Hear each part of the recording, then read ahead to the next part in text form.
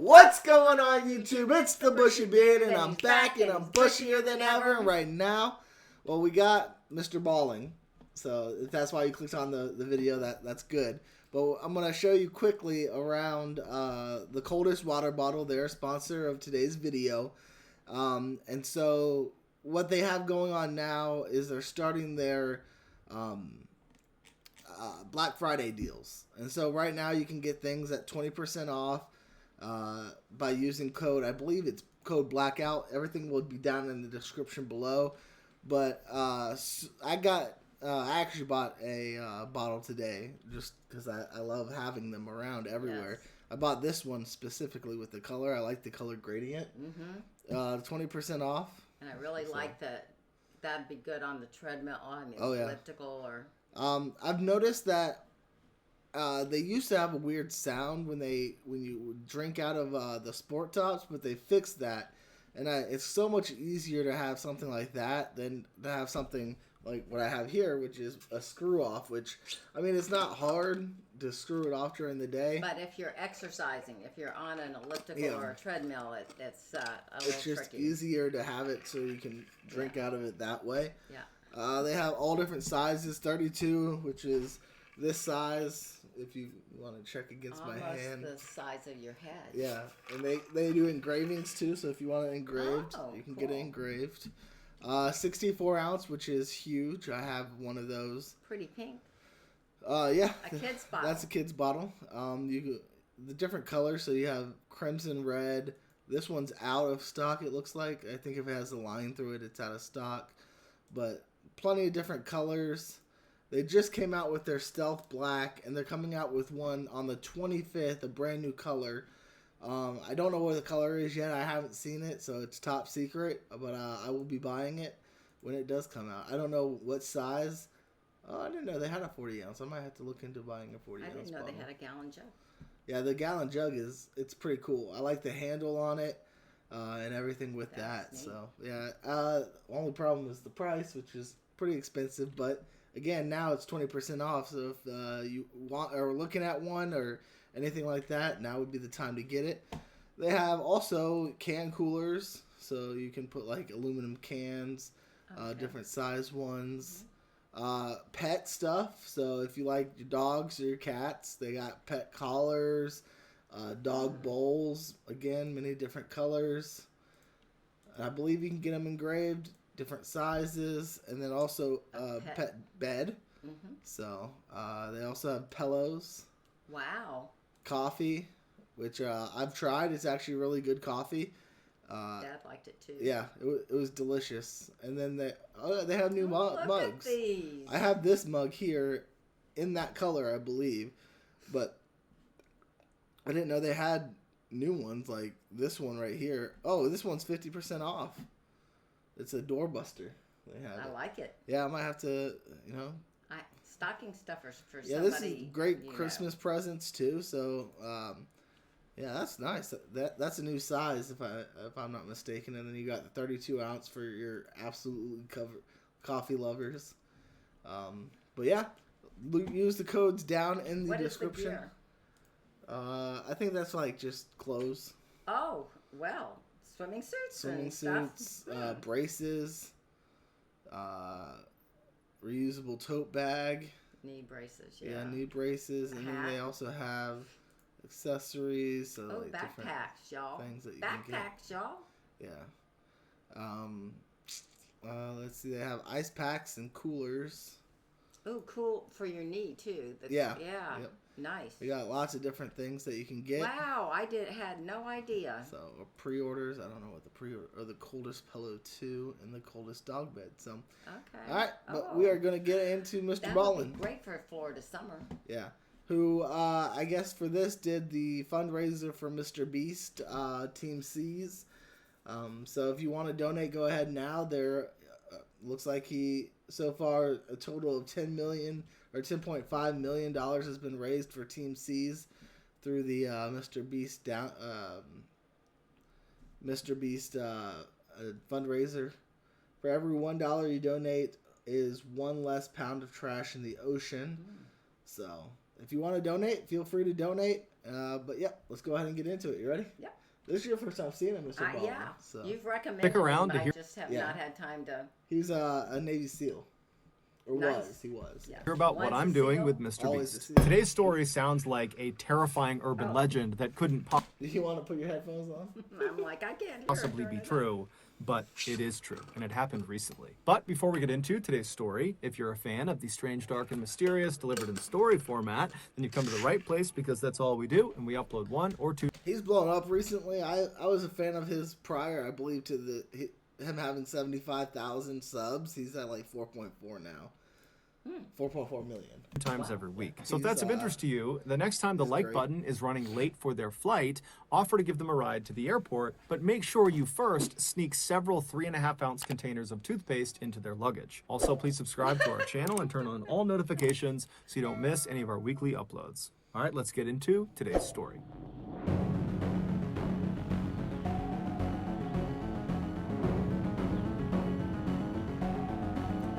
This is good for Halloween. Huh? Good for Halloween. Which happened yesterday. Yes, but you know.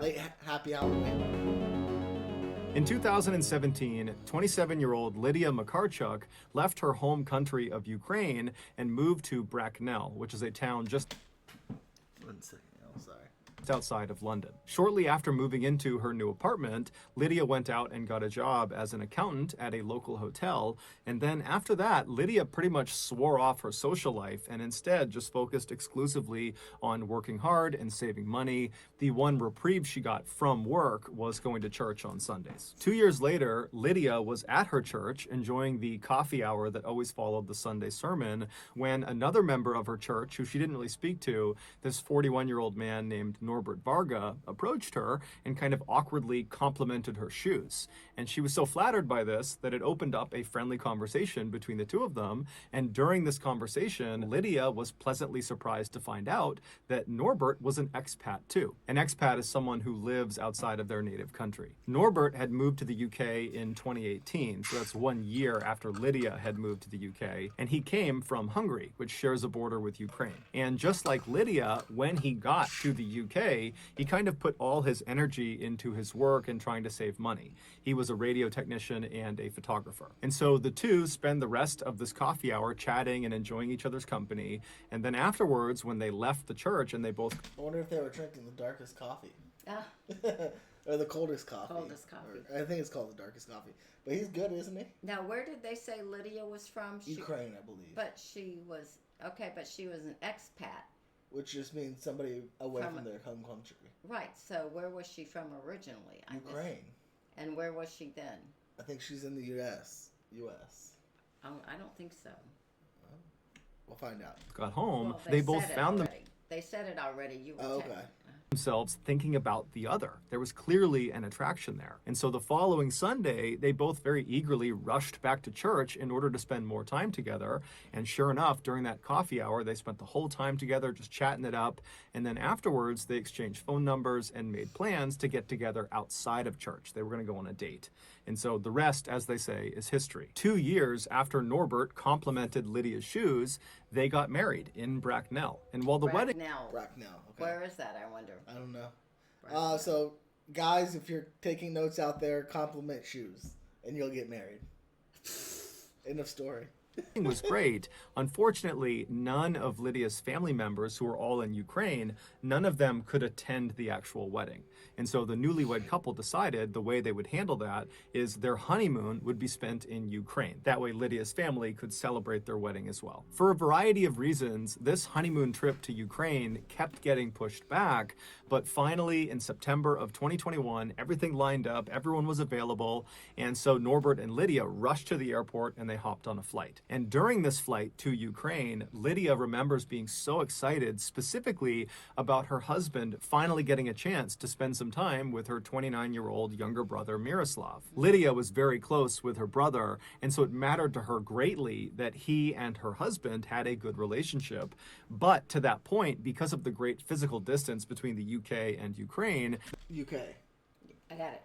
Yeah, I just heard it. That's why Okay. I was pointing it out. Thank you. The two had really not had that much interaction, and so they really didn't know each other very well. And so this trip was really important to Lydia, and Miroslav, he really picked up on that because he put together this camping trip for the end of their stay in Ukraine, where he knew he'd be able to step aside with Norbert and chat with him and get to know him a little bit. And so that was kind of like the fail-safe, where if he and Norbert did not get a chance to speak all week because they were visiting with so many people, they would have a chance to at the end of the week on this camping trip. So after a few hours of flying, Lydia and Norbert touch down in Ukraine, and they make their way to Lydia's family's house where they're going to be staying for the week. And that night, and for the next several days, the couple was swamped with several family reunions and meetups with old friends that hadn't seen Lydia in years. And so Norbert and Miroslav were not getting any time to themselves, and Lydia really knew that. And so she and Norbert began looking forward to this camping trip because that not only represented a kind of peaceful break from the chaos of all these reunions, but it also did represent the one chance they knew Miroslav and Norbert would get to interact with each other. And so finally, September 15th, the end of the week, it came, and it was time to go on this camping trip. And so Lydia and Norbert and Miroslav and 9 other family members, they all packed up their tents and their camping belongings, and they loaded up a couple of cars, and they drove over to the base of the Carpathian mountain range. This mountain range, It's a pretty mountain range. Ukraine is supposed to be the place to go visit Oh yeah. as far as beauty goes. Okay. My sister-in-law, Libby, and I are planning, they're about to make a non-stop from New York to the Ukraine. And as soon as that happens, we're going to... Okay. Cool. which stretches for nearly 1,000 miles across Eastern and Central Europe, Sorry guys, I tried to mute it, but I didn't mute. are very popular amongst tourists because it's stunningly beautiful. Everything is green and lush, and there are these crystal clear lakes and breathtaking waterfalls and all these amazing animals running around, and there's no mosquitoes.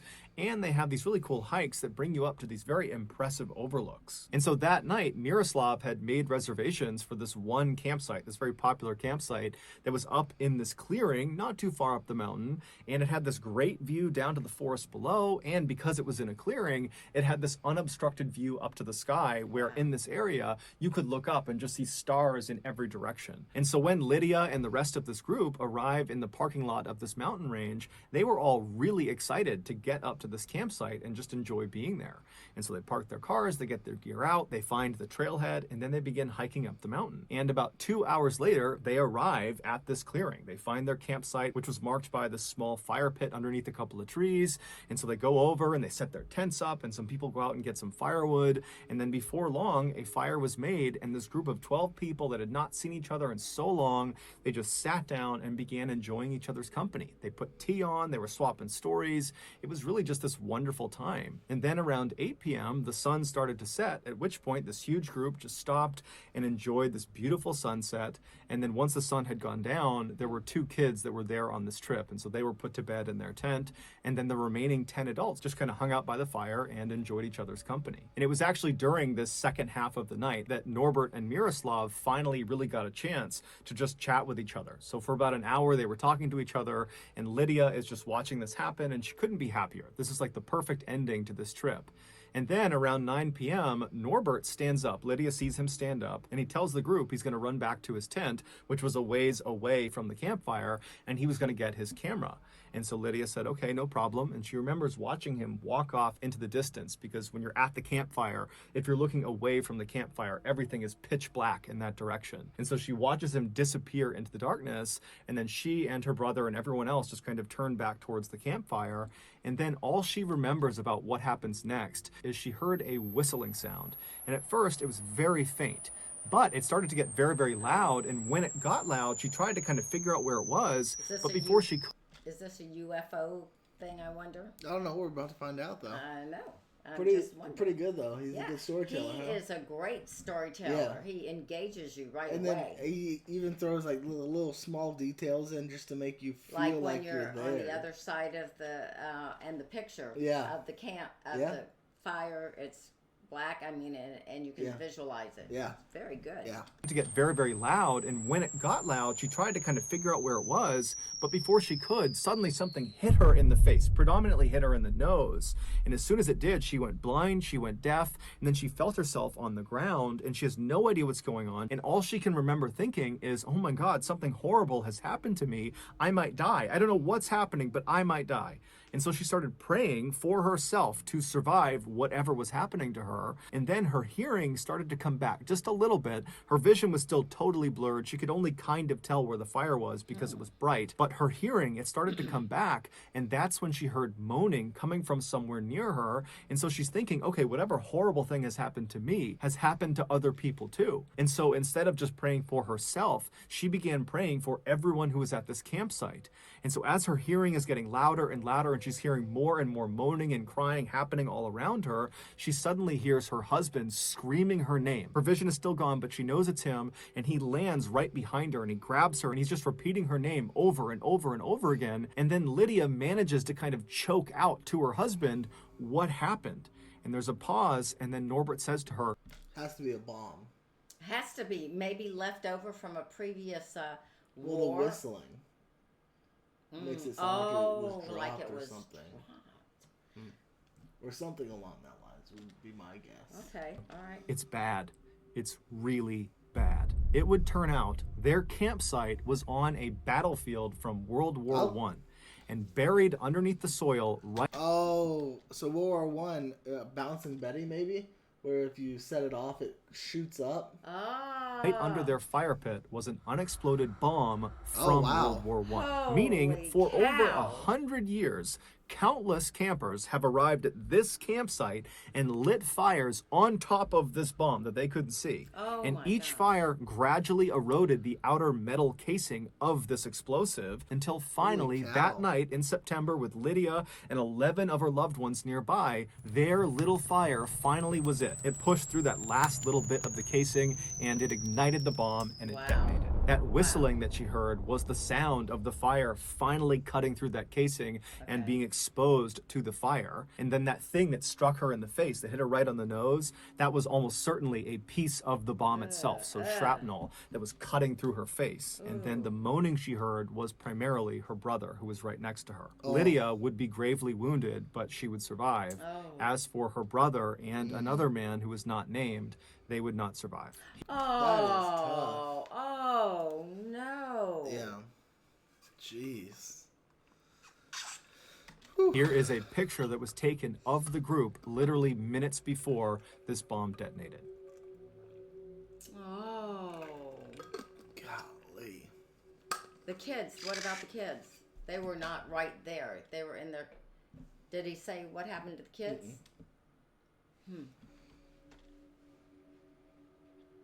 In 2015, I was in the military, and me and my unit were sent overseas to do some training. Now, normally, training for us consisted of doing things both on the land and also in the oceans. But when we got to this particular country, we were told by this country that we were not allowed to go in their waterways unless we had head-to-toe complete full-body protection. And even then, it was still pretty risky. And so naturally, we said, why? And they said, because our waterways are too toxic. They are too polluted. We were skeptical because previously we had dove and been in waters that were really, really hazardous. And so the idea that some trash was going to stop us from doing any training in the water. That's the U.S. mentality. I was thinking, well, and I was also thinking, don't you think that somebody in charge would have checked that out Yeah. before they sent them Exactly. there? Well, you would think that. You would think It it. seemed far-fetched. But when we got there and we walked down to the edge and looked out at the water, we were shocked. The water looked black from all the oil and pollution, and amidst this black sludge were thousands and thousands and thousands of pieces of plastic just bobbing on the surface in all directions. It was truly staggering. But what really amazed me was nobody was trying to fix this. There was did they no let that attempts happen? being made to How did they let that happen? No idea. to clean up this waterway. In fact, the opposite was happening. Because this waterway had gotten so bad, people had just kind of given up on it and just continued to dump trash and pollutants into this waterway. And so we would go out on our boats into this water. We would not go in it, but we'd be out in the water, and we would look down and we would just see dead sea lions and dead birds and other dead marine animals just floating on the surface. And they had all most likely died from either eating plastic or getting trapped in plastic or consuming some other toxic pollutant. I mean, literally, their homes have become a death trap because of this plastic and pollution crisis. And so a few weeks ago, when I was approached by Mr. Beast and his team to potentially help support their massive ocean cleanup that they call Team Seas, I immediately said yes. They are trying to raise $30 million by the end of this year in order to remove 30 million pounds of plastic and trash from the oceans, as well as from rivers and also from beaches. This project has the potential to truly change the planet. But we need your help. Every donation counts. I mean it. If you donate even just a single dollar to Team Seas, a full pound of trash and plastic will get removed from the ocean, guaranteed. So if you want to be a part of Team Seas with me and Mr. Beast and hundreds of other content creators and YouTubers and people all around the planet, go to teamseas.org today and give what you can. Thank you. All right. So that's going to do it, guys. If you got something... Pretty cool. Yeah, I'm shocked at how a place would allow that to happen there. That's crazy. Oh gosh, but I mean, and I wonder that's gonna not even take care of. I mean, we'll have to have many fundraisers. To undo what we've done to the oceans. Oh yeah, that's true. But every little bit. You got to start somewhere. Yes. Anyways, y'all, if you like this video, go ahead and hit that thumbs up. If you didn't, you can hit the thumbs down. It's not going to hurt me, or you can hit the thumbs up because it's not going to hurt you. If you're new... I have a question. Okay. So, if you heard what happened to the children and I missed it, please write that underneath. I was so upset about the woman being gravely ill that I may have missed it. So, if you were listening closer, please write it in the comments. Yep. Anyways, we're almost to 42,000, which is mind-blowing in and of itself. So we appreciate each and every one of y'all who watch and listen and enjoy our content. So I hope each and every one of y'all have a fantastic day. And as always, until next time, YouTube, smile like you mean it from the Bushy fam.